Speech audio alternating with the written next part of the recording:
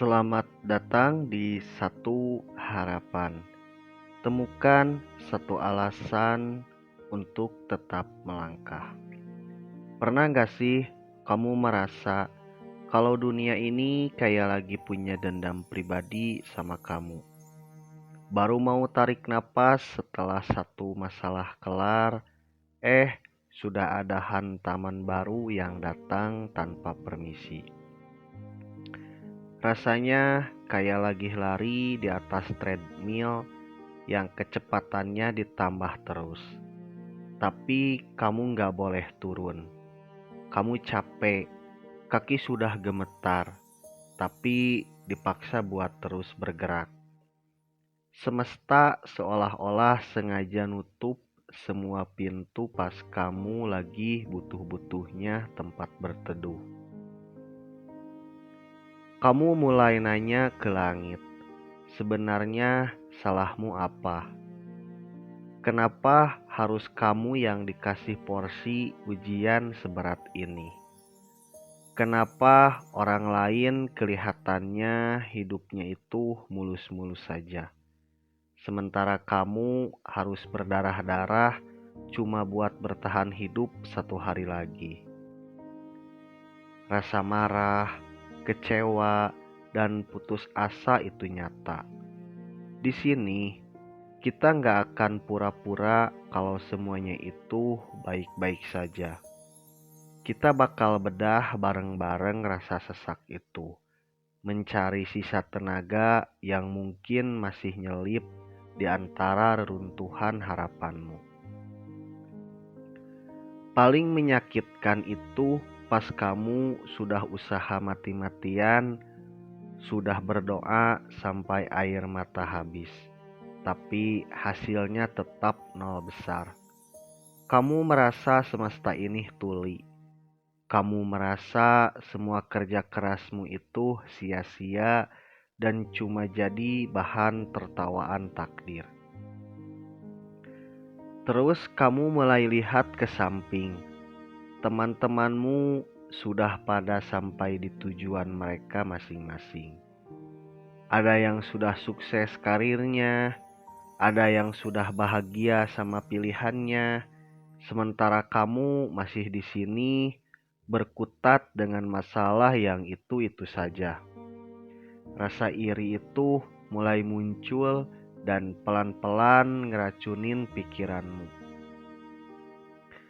Setiap malam, sebelum tidur, pikiranmu jadi tempat paling berisik di dunia. Suara-suara di kepala mulai bilang, kalau kamu memang gagal, kalau kamu memang gak layak dapat yang bagus. Kamu merasa terjepit di antara ekspektasi orang lain dan realita yang hancur berantakan.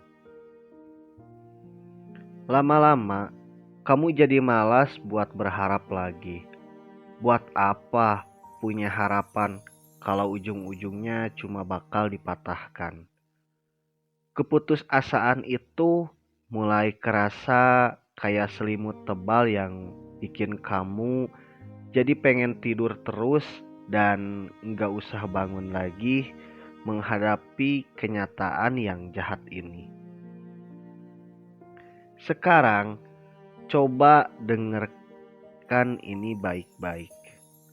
Dunia ini memang kadang gak masuk akal dan sering kali kerasa tidak adil. Tapi keberuntungan atau kemalangan itu seringnya datang secara acak. Bukan karena kamu orang jahat atau orang lemah. Kamu cuma lagi berada di tengah badai yang kebetulan lewat di jalurmu. Berhenti sejenak buat nyalahin diri sendiri.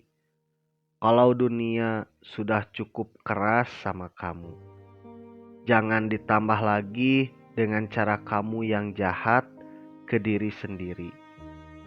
Kamu sudah bertahan sejauh ini dengan beban yang mungkin orang lain itu gak bakal sanggup untuk memikulnya. Dan itu sudah jadi bukti kalau kamu itu tangguh. Cari satu hal kecil banget yang bisa kamu pegang hari ini. Nggak perlu tujuan hidup yang muluk-muluk. Mungkin cuma pengen ngerasain angin sore, atau pengen namatin satu buku yang belum kelar. Fokus ke hal yang ada di depan mata saja dulu, yang bisa kamu kendaliin. Kekuatan itu bukan berarti kamu gak boleh nangis atau gak boleh jatuh. Kekuatan yang sesungguhnya itu adalah pas kamu memilih buat tetap bernapas meskipun rasanya dada ini sesak banget. Kamu masih di sini, masih berjuang, dan itu adalah sebuah kemenangan kecil atas keputusasaanmu. Aku tahu ini berat. Aku tahu rasanya ingin menyerah saja dan membiarkan semuanya hancur. Validasi rasa sakitmu itu jangan dikubur dalam-dalam. Menangislah kalau perlu. Teriaklah kalau itu bisa ngurangin beban di pundakmu. Ingat ya, waktu itu gak pernah berhenti jalan. Sesakit apapun hari ini, dia bakal berganti jadi hari esok. Kamu gak perlu langsung lari kencang lagi. Jalan pelan, merangkak, atau diam sejenak pun boleh. Asal jangan benar-benar berhenti. Makasih ya, sudah mau bertahan sampai detik ini. Kamu gak sendirian di tengah kegelapan ini.